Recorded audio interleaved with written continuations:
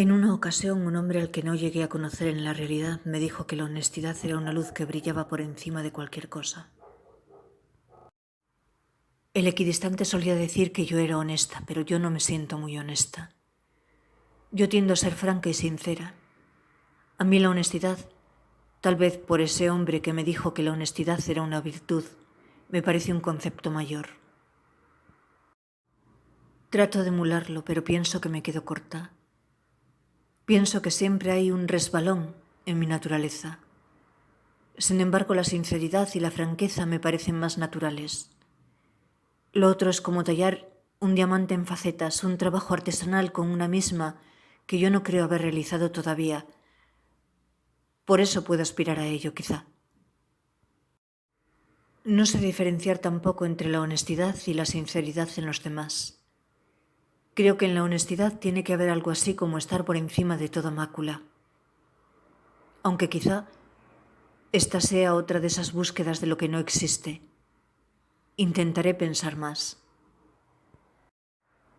Honesta me pareciste, muy honesta, Sabina, cuando decías el otro día que al abrir mi respuesta había sentido miedo.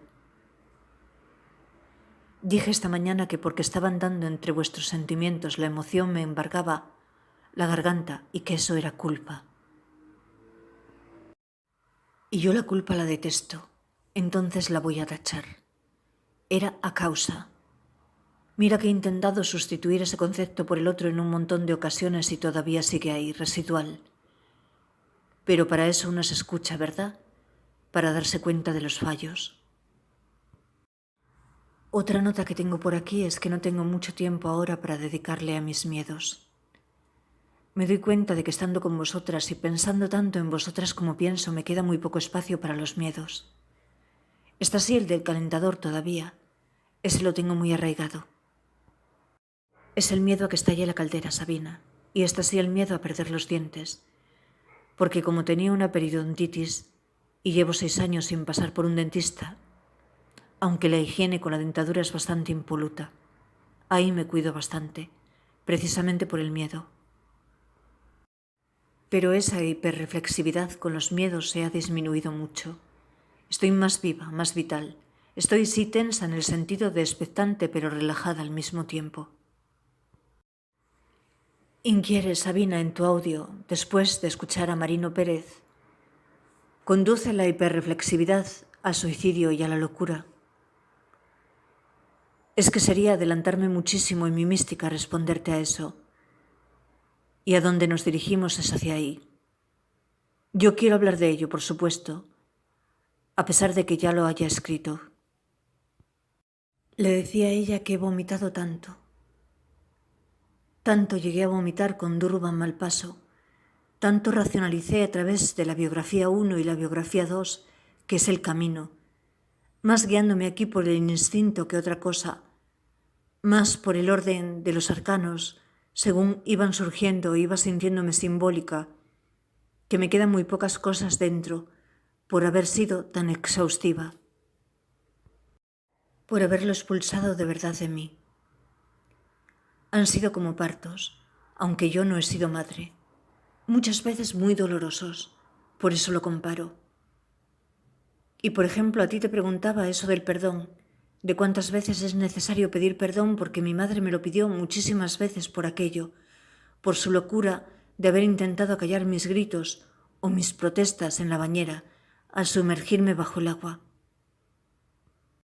Y ella me lo contaba y me pedía perdón y se torturaba y yo le decía, pero no te preocupes, mamá, que a mí no me importa. Y de verdad que sufría al verla sufrir, porque no me importaba, porque yo no podía recordarlo. Pero se lo perdoné, ¿sabes? Se lo perdoné cuando se murió, cuando me enteré de que se murió, después de haberlo revivido aquella tarde. Ah, una cosa. Yo esa historia con las drogas psiquiátricas no la tengo. A mí las drogas psiquiátricas me repatean. Prefiero la bebida porque me relaja. Las drogas psiquiátricas igual tengo un prejuicio contra ellas, pero siento que si las consumo soy carne del sistema. ¿Qué es lo que quiere el sistema de mí? Por eso me las suministra. No sé hasta qué punto podría demandarla si que el sistema siguiera cediendo. Recuerdo cuando acudí al psicólogo de la comunidad a solicitarle un remedio para lo que me había sucedido. El miedo que tenía a volver a pisar la carretera después de aquel incidente, el día que fui a montar a caballo con aquellos tipos y la camioneta. Y el psicólogo me dijo, lo que puedes hacer es tomarte un lorazepam antes de salir de casa. No es que tuviera mucha confianza en él, pero ese día se acabó nuestra relación.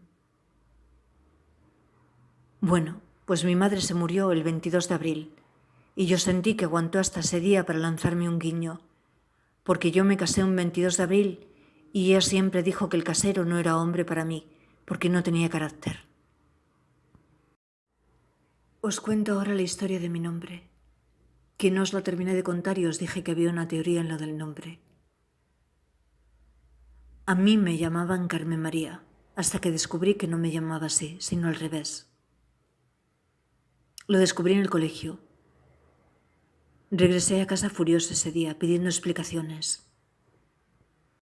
Y me dijeron que mi padre había ido al juzgado y se había equivocado y había alterado los nombres y había decidido ponerme el nombre de mi madre y no el nombre que había elegido mi abuela. Como el odio estaba tan arraigado, eso debía ser muy importante para ellos. Pero yo concluí que no me iba a llamar de ninguna de las dos maneras, me iba a llamar Carmen a secas. Y eliminé a María porque María era la parte dócil o suave o delicada de mi nombre. Y yo quería ser fuerte, con 8 años. Y era muy tímida, pero hacía el esfuerzo de levantar la mano y levantarme a veces hasta la mesa de la monja o la profesora para pedirle que me cambiara el nombre, para borrar a María de mi vida. Las hermanas de mi abuela siempre siguieron llamándome Carmen María. Y la hermana de mi madre, la que tuvo una aventura con mi padre, también. Pero yo me rebelaba contra ello. Mi madre gritaba, ¡Carmen María!, por la ventana, y yo lo detestaba. Mi padre me llamaba María. Cuando quería ser cariñoso conmigo, me tocaba la cabeza y me llamaba María, María. Cosas que son significativas para una niña. Mi abuela siempre Carmen María, Carmen Mariina, Carmina. A mi abuela siempre la dejé que me llamara como quisiera. Nunca me rebelé contra ella, porque era todo buena voluntad. Os tengo que hablar de mi abuela. Un poco me la imagino como la abuela de ella. Pero como a los 20 años, después de acogerme al Carmen siempre, un día me descubrí yo misma llamándome María en mi pensamiento, rescatando eso. Y la primera vez que lo utilicé, la primera vez que dije, me llamo María, fue cuando me puse en contacto con el vecino de mi hora para que ella pudiera tener una aventura con él. Porque ella estaba desatada y pretendía asaltarlo en el ascensor y a mí me parecía que eso era una locura. Miora pensó en su vecino porque era lo más próximo y ella siempre pensaba en lo más fácil. Nunca se planteó enamorarse como yo de alguien que era inasequible. Y luego llegó la crisis y llegó el odio por mi padre. No solo el miedo, el odio. El odio porque no les perdonaba lo que habían hecho conmigo, convirtiéndome en una tarada, por el maltrato que me habían dado. Y Carmen se convirtió en la perra de mi padre. Era una metáfora, Sabina. No es que mi padre tuviera una perra, es que yo era la perra de mi padre. Yo hacía siempre lo que él quería. Quizá explique cómo en algún momento. Y esta es la primera parte de la historia, la otra ya os la conté. Y unos pocos detalles. Cuando Durban Malpaso me hizo llegar ese correo irreverente para espantarme, porque eso era para espantarme y supongo que cualquiera habría salido corriendo. Muchas risas. Yo le contesté que lo mejor que podía hacer con ellos era comérselos. Sí, le contesté eso, porque tenía entendido que eran buenos para el sistema inmunitario o algo así. No me acuerdo tampoco de la frase textual, pero en su misma línea, y creo que le agradó.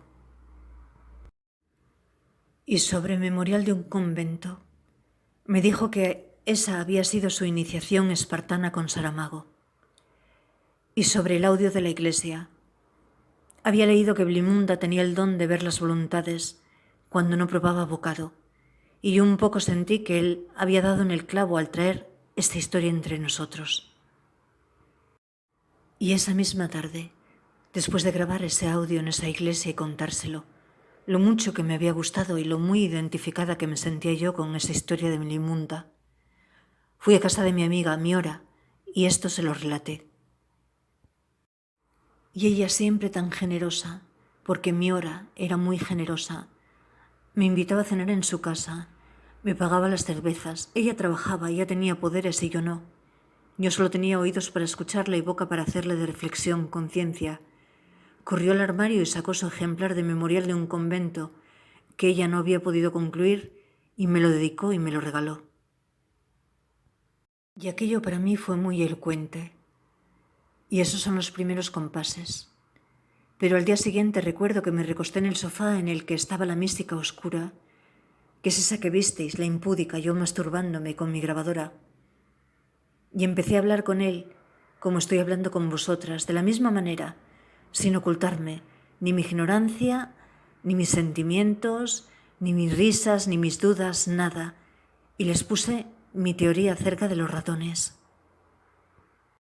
Me parecía que por mucho que probaran las cosas en los ratones no podían tener parangón con los humanos. Y años más tarde, en una conferencia, le descubrí diciendo eso mismo, y te agradezco que me enviaras ese link de él en la manifestación.